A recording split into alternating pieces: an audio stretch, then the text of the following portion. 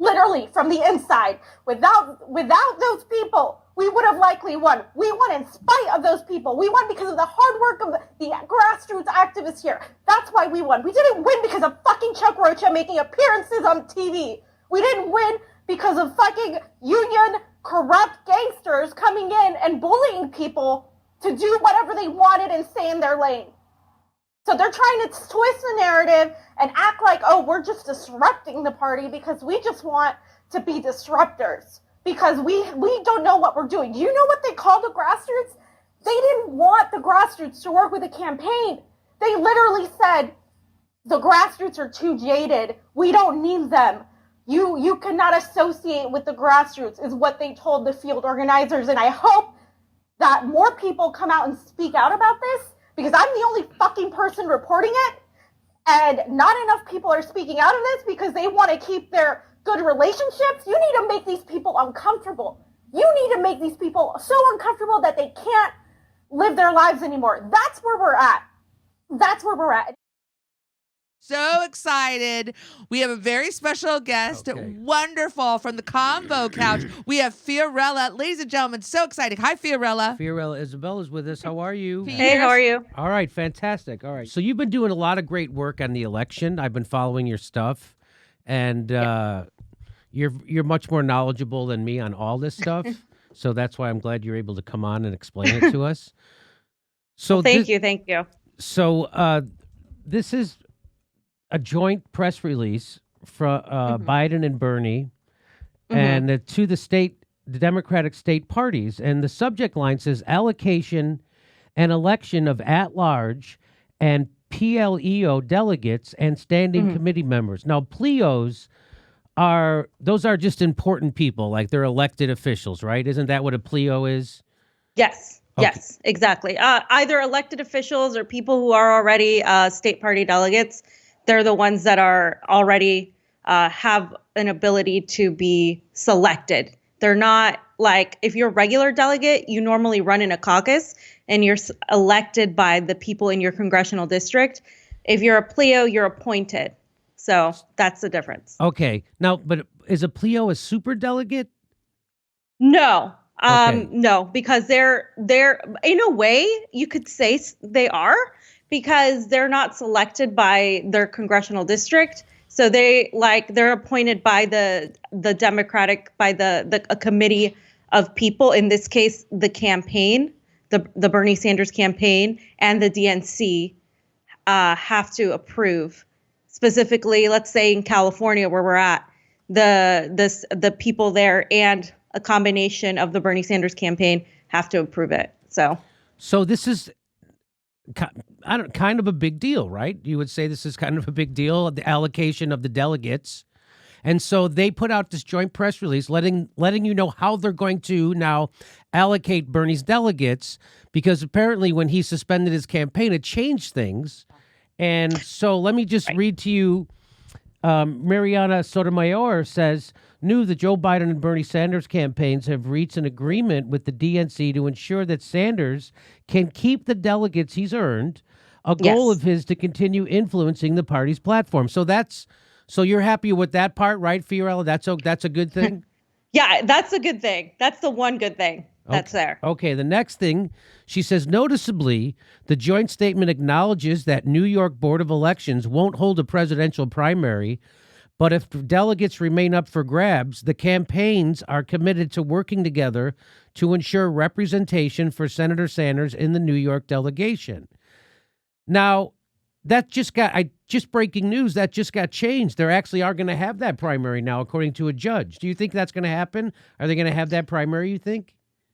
New York? Yeah. I mean, I think they're going to have the primary. It's just going to be symbolic, though, because I think a lot of people have tuned out, and it's going to be vote by mail, if I'm not mistaken, absentee ballot. So it's going to happen. So here's what they're not telling you in that piece of paper. So they normally, according to the DNC rules, Bernie Sanders would, because he suspended his campaign, he would give up all his delegates and Biden would get all of them according to their rules. But they're saying, oh, we're being so nice and we're letting him keep his delegates. But these delegates then have to be pretty much monitored by the Biden campaign and the Sanders campaign. So there was a whole upheaval about what was going on with these delegates. I don't know if you've seen it, Jimmy, but a lot of us were really upset. And let me tell you why we were upset, because the delegates that normally what happens is you submit to run as a delegate, and I submitted, and a lot of people submitted to be Bernie Sanders delegates way back. And basically you just apply through the California Democratic Party, you get approved, and then you go and run in a caucus. So you go run in a caucus in your district. So the Bernie people go, the Biden people go, the Warren people go, whoever's left. They go and they run and they get voted on by people in their district. So that's usually how it goes. However, according to the Sanders campaign, a lot of us got an email that said, well, because of COVID-19, we're going to be changing this a little bit. We're only going to allow 5 people to be voted on. So we're going to select who those 5 people are, and we are going to put the parameters as to how those people are selected. We don't know who's doing the selecting. We don't know what the criteria is. I mean, most people don't really know what the criteria is. I know that back in March, there was a phone call from the California director. His name was Rafa Navar, and he was one of these corrupt actors in the Sanders campaign. And he made a phone call to discuss delegates, because they refused to discuss delegates the entire time. A lot of the field organizers were getting asked questions like, what's going to happen with delegates? How are we going to deal with the delegate situation? They were like, no, we'll talk about that later. We'll talk about that later. Same thing with the elections. Finally, they said, okay, so we're going to appoint delegates. We're going to have a delegate process where you have to apply to the campaign. And if you are selected, then you can go ahead and run. And they said, we are only going to select people who fall in line with the campaign's narrative, who are not disruptive and are not in any way, shape, or form antagonistic. So they didn't want people who were antagonistic towards other candidates. They didn't want people who were Bernie or bust. And I found out that they also looked through people's social media from up to 3 years ago. And if they had anything that was Bernie or bust or never Biden, you were completely axed out. So for the most part, a lot of us found out that the majority of us were completely axed out from being delegates. So a lot of us that had been working for Bernie as volunteers, a lot of my friends, especially the ones that were even field organizers and that were hired by the campaign, when they started calling out the campaign's bullshit and the corruption within the Sanders campaign, and when they started saying never Biden, they were completely axed out of the process. They weren't chosen at all. And they're upset and they've been complaining and they're like, how is this possible? And it's not even that they personally got axed out. It's the fact of who they chose instead. So instead, they have chosen people who are establishment Democrats, who aren't even Sanders supporters for real, and who aren't going to put up any sort of fight when it comes to this bullshit unity platform committee that they're so ardent in achieving.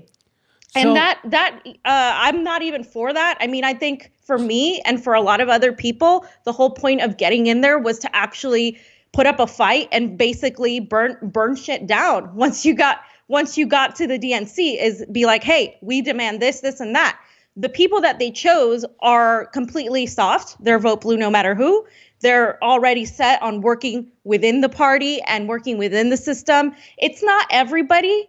There was a few good apples that got through, but the majority of the people chosen were specifically chosen because they would not put any sort of fight against the Democratic Party, which defeats the purpose of being a quote unquote progressive, especially a Sanders supporter, and which literally put a majority of the people completely just in a situation where they're so angry. They're so angry and they're like, we can't even believe that even at this point, we're not even allowed to run for delegate because somebody says I'm too disruptive. We need disruption right now. People are aching for disruption. This is exactly what we need. We don't need to be soft people who are going to just cave to the Democratic establishment. If Bernie caved in and he suspended his campaign and he gave up all his leverage, it was the delegates that were going to go and pretty much protest at the DNC, and now that's pretty much been taken away from us. So the idea is this. Sanders wants his delegates to influence the convention and standing committees, the rules, platforms, that kind of stuff. Yeah. But what you're saying, so the whole point of Bernie staying in the race is this, is so he could get as many delegates as he can so he could have influence on the party. Exactly. Right. But what you're telling me is that Bernie Sanders has now decided to nix his most vocal and strongest supporters and volunteers and people who organized for him because it might be rude to Joe Biden. Is that what's happening? I honestly don't even think he's involved in this. I could be wrong, but I honestly don't even think he's involved in this. Well, is his campaign involved in this? This is his campaign. Well, that's what I mean. It's certain people in his campaign that are left, and it's a select amount of people. But this was in place from months ago. They had done this thing that they didn't do in 2016. In 2016, you just applied and you went and got selected or elected by your people. This time they were like, no, you have to go through this process and they have to vet you. And people were in my circle, my sources, they said, oh, by the way, yeah, they're checking everybody's social media. If you are somebody that's like a disruptor, if you're like, a Jimmy Dore type, you're not going to get anywhere near this delegate process. But that's precisely what you need. What are you going to get if you're just going to have a bunch of people that are like, okay, so we'll just do what you ask. So the whole point what I'm saying, was to get as much as we could. So you're saying Bernie isn't engineering this personally, but his campaign is? Yeah. Yeah, his campaign is. And I don't think people are 100% aware as to exactly who. But so instead again, of fighting, this campaign is just a scrap of what it should have been. It's not anywhere near what it should have been. And honestly, at this point, a lot of people are just like, well, there's no point. And what's the point? What's the point of a unity reform commission where none of us are willing to unite with the Democratic establishment anymore? You know what I mean? So it's kind of like, I get what they're doing, but basically they're pushing away the grassroots, just like they've been doing the whole time. And I don't know if you've been paying attention. Yes. But we have been talking a lot about the corrupt players in the Sanders campaign who have all started their PACs and their super PACs and who are basically there just to make money off of the Sanders name and the Sanders progressive brand. And a lot of them were in California. You have the Chuck Rochas, then you have the people in the LA campaign. You have now Chuck Rocha, who's engaged to a woman who was also the deputy California director. I mean, if you thought politics was disgusting, just take a look at how the Sanders campaign operated at that level of establishment leadership where they mistreated volunteers. And I've been talking to a lot of these volunteers, but also workers, people who worked for the campaign. And all of those people were completely axed. I mean, Chuck Rocha is on Twitter now blocking people who are pretty much calling him out and saying, hey, you have a fucking super PAC. What the hell's wrong with you? Like, what are you doing? So do the Justice Democrats. Exactly. That this whole thing hasn't been about pushing Medicare for all, pushing all these ideals that we all want. It has been literally about making sure they have money to go back to. Because if you think about it, Chuck Rocha and all of these upper staff in the Sanders campaign were getting paid a lot of money. So now that the campaign's over, how are they going to make their money? Oh, they're going to grift and make a PAC or super PAC to get progressives in there. They already have all the data, all the information. So all they need to do is say, oh, hey, we're going to continue, fighting for progressive ideals, and we're going to continue pushing Bernie's message. So please donate to us and blah, blah, blah. And then they're going to turn around and cut themselves checks.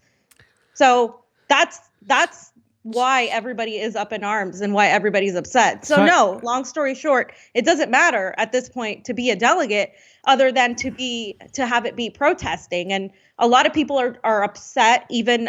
So I was there in 2016, and the reason why they're doing this is because there was a lot of vocal Bernie supporters who knew they were being cheated, and so they had to turn the lights off on them, put sound cannons. They took their credentials away from lots of them. Bernie never stood up for them at any moment, and now the same thing. So I just, I understand you don't want to hold Bernie personally responsible, but you should. No, he is responsible to a he degree. is. I'm just saying I don't think he's in charge of this specific On thing. purpose. Yeah. On purpose. Yeah, And he I hired, think he's definitely he hired motherfuckers to be in charge of it, right? He didn't hire good people. He hired motherfuckers, right? Yep. That's not an accident. You think, what is he, dumb? Is he that dumb? No, You know he did what? that on purpose. He did that on purpose. So Jeff Weber has obviously been the issue, right? Jeff Weber has been the issue. Bernie Sanders and Jeff Weber have been longtime friends, and nobody, I've asked a million times, can answer why precisely that relationship with Jeff Weber, who has been entirely problematic from the get-go, who his supporters didn't want him involved. And it's as if he just handed Jeff Weber the campaign and dealt with other things. And so that is something that he needs to answer for. I 100% agree. But I also think like the whole structure of our system is so corrupt, because if you just look at Jeff Weber hired Chuck Rocha hired other people, and all of those people hired all these corrupt establishment. I mean, I'm talking about people who worked for Bernie Sanders, who literally worked for Anthony Rendon, who still work for Anthony Rendon, the guy who shelved single payer in California. That's who was running the Sanders campaign. That is who. How did this happen? And this is why I am talking to all kinds of people, because these people have their stories to tell. I mean, we're talking sexual harassment. We're talking the PACs. We're talking about Chuck Rocha spending money in 5-star hotels with people's donations, and then going and talking about his #Brown Consultant Super PAC on Rising, and acting like he's the reason why they won the Latino vote in California. They won the Latino vote in California because of Bernie's policies and because of the field organizers and the volunteers. He had nothing to do with that. But these are the highly paid consultants that I'm telling you took the campaign down from the inside. They literally took the campaign down from the inside.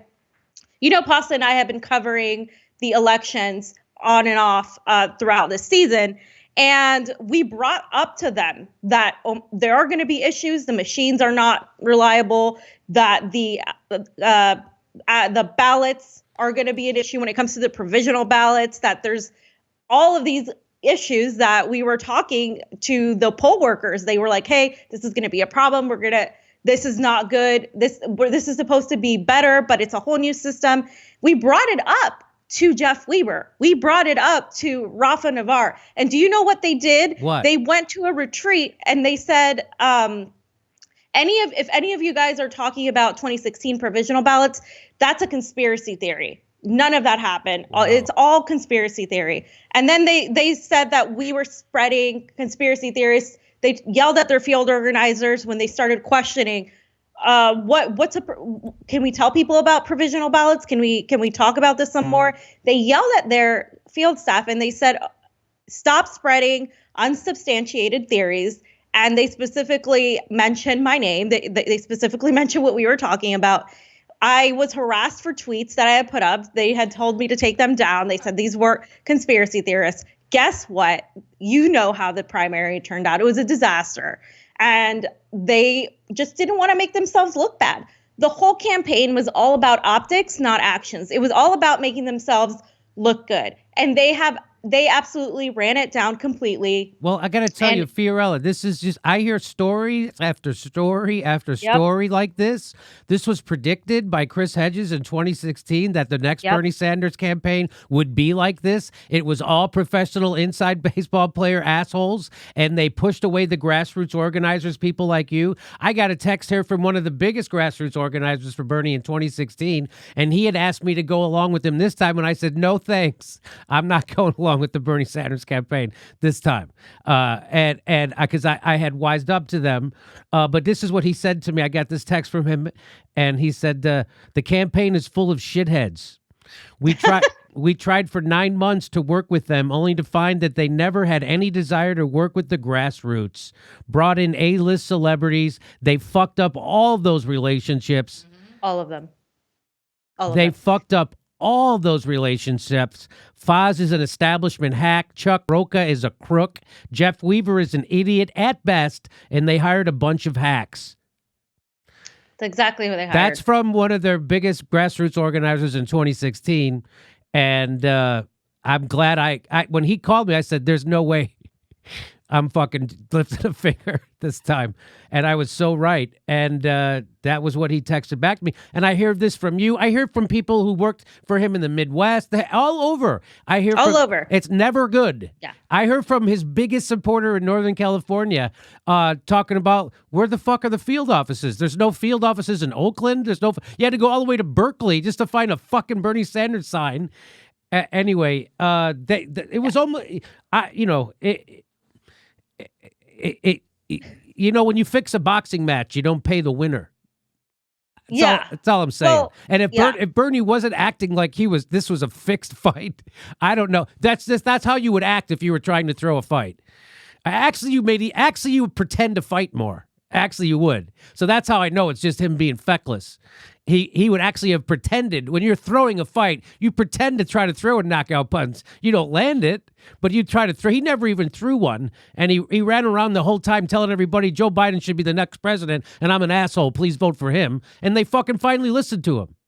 Well, if you look at 2016 versus 2020, and a lot of people who you've probably talked to would agree, it was a different campaign. In 2016, they had Tulsi Gabbard do foreign policy. They had a completely different. He brought in people from the Center for American Progress Matt Duss to tell him to fucking repeat CIA talking points on Venezuela and fucking Syria, and he still won't say anything about Julian Assange. Like, what the fuck? Guy's fucking worthless. So the strategy was to listen. They took for granted their base, right? They said we have our progressive base, and then we have the other people who like Bernie a little bit, but they are not necessarily going to vote for him right now. And their whole focus was to focus directly on getting those people. Who are those people? Those people are the centrists. And instead of doing what they did in 2016 and going after the working class, the Midwest, forgetting about the identity politics and actually looking at policy and really driving that point, they shifted and went straight to the identity politics, the centrists, things like Matt Duss, Venezuela. All the foreign policy went out the window. The identity politics was heightened. They completely lost it. My friend was telling me that in Alabama, they had a rally in Alabama of 7,000 people in Alabama in 2016. In 2020, the rally was under 1,000 people. And there's proof of that online if you search it. And so the reality is this campaign was not an improvement. It was a disaster. It should have improved. It actually went down because the people from Center for American Progress completely destroyed his campaign. He listened to consultants he shouldn't have listened to. It was not the way it was supposed to go. And unfortunately, here we are. And a lot of us have been screaming this for the longest time. There was a letter sent to the campaign, by the way, from California, from the California Grassroots, outlining all of the people that were problematic in the campaign, saying, signed by hundreds of people up and down the state, telling them exactly what happened. That letter was supposedly sent all the way to the top. Nothing ever really came out of that letter except, okay, let's have a conversation with the director of California, and nothing else. And nothing was ever gotten out of that. So honestly, they brought this on themselves. Oh, and the worst part is, if they think they can rally the Sanders supporters into supporting Joe Biden, now more than ever, with the anger that they have, especially with the delegate situation of pretty much being, quote unquote, slapped in the face, this is how people are feeling. They're not going to vote for Joe Biden. They're really completely done with anybody. And when we start seeing people like Nina Turner start super PACs with Winnie Wong and a lot of these problematic people, I have to start questioning, like, what is going on here? What is going on? Why is everybody starting a PAC or a super PAC? And the excuse is always like, oh, we can have, how are we going to compete with the establishment if we don't make enough money, if we don't get enough money? Well, do a general strike. This is the time to demand a general strike. This is what people like Nina, Bernie, that's what we need. that you never hear strike come out of their mouths, right? Isn't that wild? I don't know about Nina's starting a super PAC. I didn't hear about that. What is it? Is that Not a super PAC. It's a PAC called the name escapes me, but it's a PAC with Winnie Wong, the People for Bernie, Linda Sarsour. I mean, yeah. I mean, I can't. I just cannot. Like, and people are like, wait, what does this mean? Like, I don't know who to trust anymore. You know what I mean? So people are really, really lost right now. And so all I can say is the focus should always be on not the electorate right now. It should be on what we can get. Demand a general strike, demand rent control, demand Medicare for all. You need to stop looking at leaders, is what I tell people. Stop looking at people. Stop deifying people like Bernie Sanders. For the longest time, a lot of his supporters have been pretty much fanboys and girls of Bernie Sanders, thinking like he couldn't do anything wrong. And that actually hurt people because now they're realizing, holy crap, like maybe Jimmy Dore was right. Maybe, maybe these people who have been criticizing Bernie were right. And we should have actually been doing this all along. We should have been holding these people accountable. They're politicians. They're not saints. They're not Jesus. We need to really stop looking to others as leaders and be the leaders. If you want to go arm a rent strike in your area, do so. That's what's happening right now. But unfortunately, it's definitely going to take some time for people to come out of this because there was a lot of faith put in the movement. I don't think the movement is dead. I think it has to change and shift focus. Well, I think the movement, I think it's going to come out of labor now. I think exactly. I had Dylan Radigan on right before you, and he was saying, he said we must be. He likened this to the Triangle Shirtwaist Factory fire, which is what's launched. He said we have to be a whisper away from a big labor movement happening. We have to be, and I think that's where it's going to come from. It's going to come. FDR did what he did because there were wildcat strikes happening all over the country, and so they're already happening now.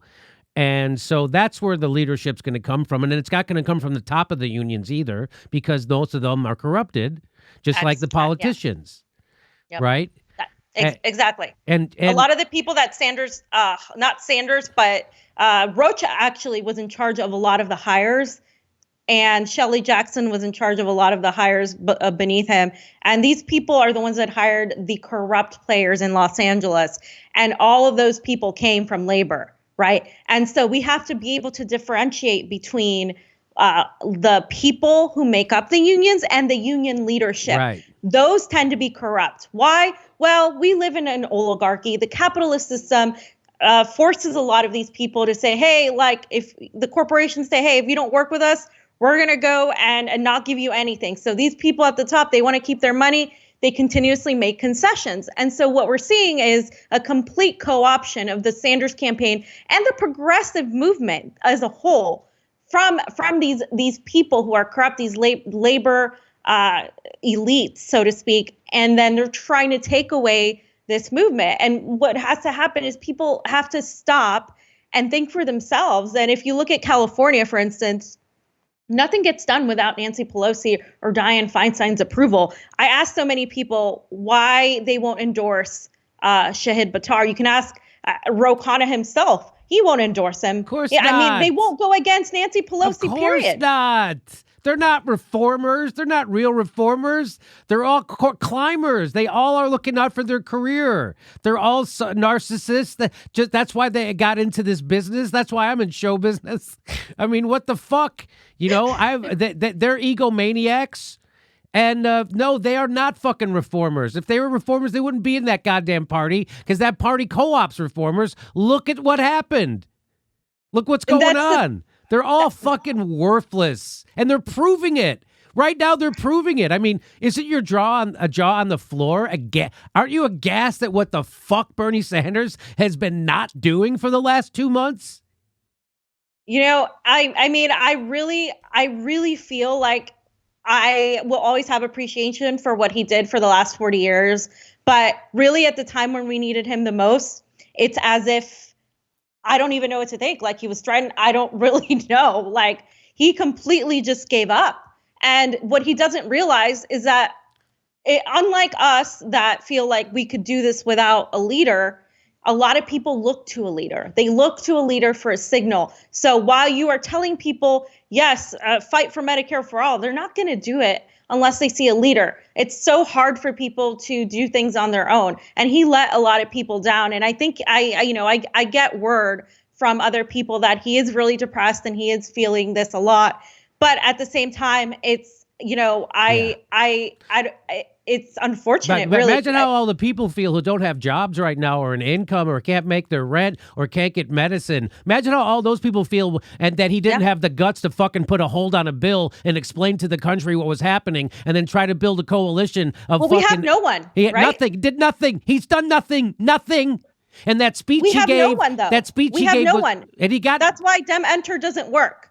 Right? This is why Dem Enter doesn't work. Because what happens is people think that once they get in there, they're going to change things. No, they capitulate to the establishment every single time. It becomes about protecting their seats. It becomes about protecting their next move and less about representing the people. And we see that with AOC. We see it with the entire squad time and time again. What's happening right now with these stimulus bills? Why are they voting for this shit? Why don't they call out Nancy Pelosi? If you're not going to take corporate money, what's the fucking point if you're going to take orders from people who do? The only reason Nancy Pelosi has power is because she takes billions of dollars from Wall Street and big pharma and corporations. That's why she has power, not because she can actually speak or inspire anybody or because she has ideas or is a leader. It's because she's the most corrupt.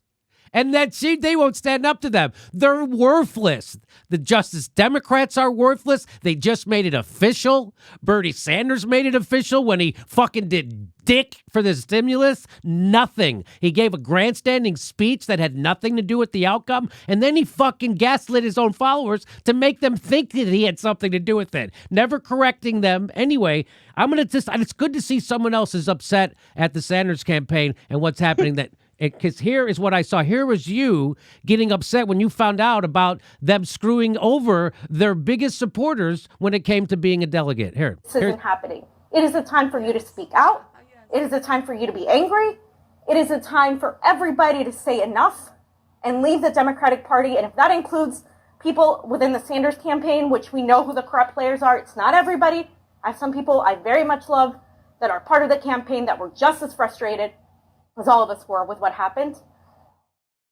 I am asking all of you to really, really think about this. You giving Joe Biden your vote, you giving the establishment your vote, you letting this go is saying that corruption is okay as long as it benefits us for a little bit. That corruption is okay as long as it comes from a Democrat or a progressive. That's not who you were supposed to be. We are supposed to be the hope. And we have lost it. We have lost it, and it's been entirely run by establishment, corporate oligarchs. People fucking put their lives on hold for Sanders, and they've been betrayed. They've been betrayed, and I am beyond angry, obviously. I am beyond forgiveness when it comes to this part of the Sanders campaign. I am entirely done. I want to use this anger to organize people together and continue exposing the people who have literally taken down Bernie Sanders, who literally took down his campaign. Literally, from the inside. Without those people, we would have likely won. We won in spite of those people. We won because of the hard work of the grassroots activists here. That's why we won. We didn't win because of fucking Chuck Rocha making appearances on TV. We didn't win because of fucking union corrupt gangsters coming in and bullying people to do whatever they wanted and stay in their lane.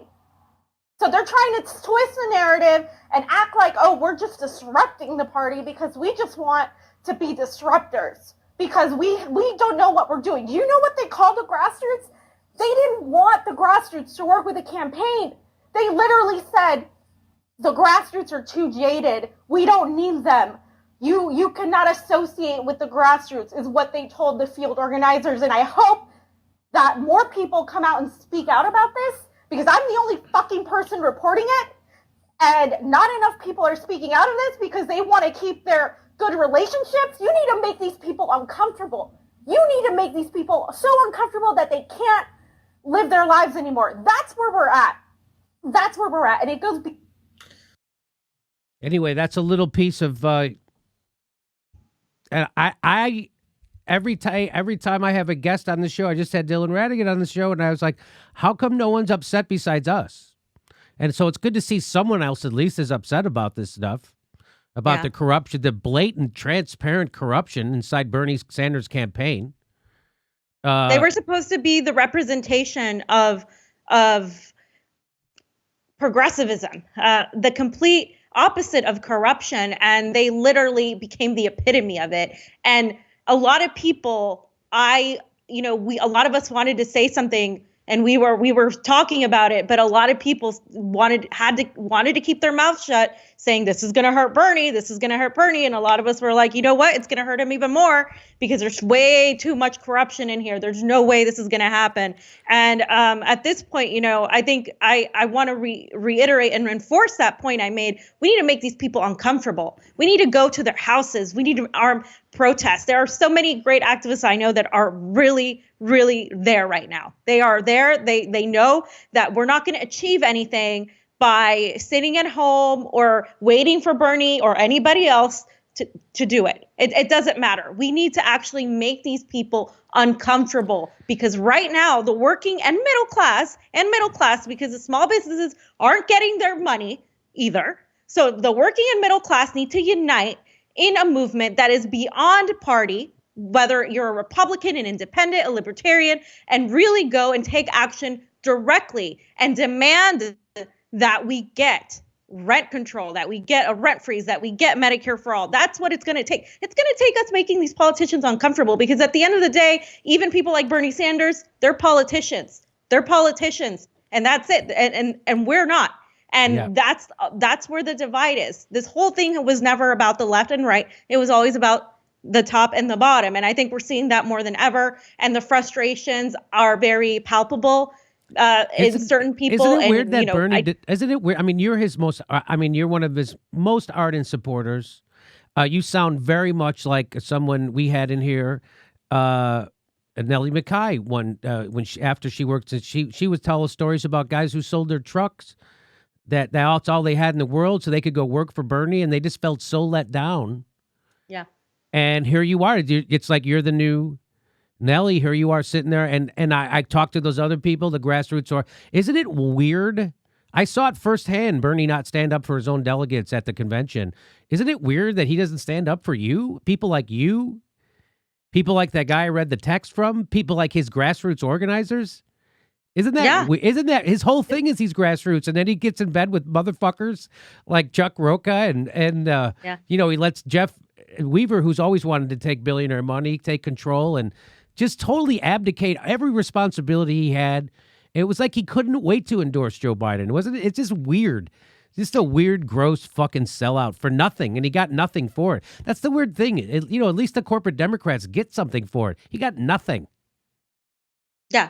Well, he let go of all his leverage. And more than weird, I think the sentiment of a lot of people that I've spoken to has been betrayal. They feel betrayed. They feel like all of these last 5 years, the majority of these people that got completely shafted, have been working for him for 5 years. And they just feel completely devastated. And more than even I'm more angry. I think in 2016 I was more upset. This time I'm angry that this is what's happening. That people were expecting a phone call to say, hey, I'm so sorry about this and blah blah blah. None of that happened. I mean, I don't know where his head's at. I think it's not in this right now. And I'm not necessarily expecting anything from Bernie. But what I do hope for is that you ain't gonna get at some point people realize that they need to stop expecting anything from politicians and start acting on their own, because that's what it's going to take. All right. Thank you, Fiorella, Isabel. Thank you so much for being on the show. I really appreciate it. You guys do a great job over at the Convo Couch with Craig Pasta. You, Jimmy. And I catch your show all the time. You're doing better work than anybody on the elections. Certainly Thank here in you. Los Angeles, you know more about it. You're rightfully outraged. And yeah, I mean, yeah, the fact I heard all that stuff from other people too. And then when I saw you do that rant, I was like, all right, I'm going to have to talk about it. And, you know, I had that text from his grassroots organizer that the people are just flummoxed. Yeah. You know, it just, I even I am, and I was already jaded going into this and even I'm flummoxed. So, but you know, it's a good eye opener because it really does have to come from the bottom up, you know. Bernie's one of the most powerful 100 people in the country, and he won't use any of his power to help us. So we're going to have to do it ourselves. That's the lesson. Okay. All right. Thank you so much for being on, everybody. Check out the Convo Couch. Thank you, Jimmy. Bye, Fiorella. Bye, guys. Hey, this is the part where I tell you where our live shows are, but there aren't any. And then I would tell you to go join our premium, but nobody has a fucking job. So why don't you just enjoy the video?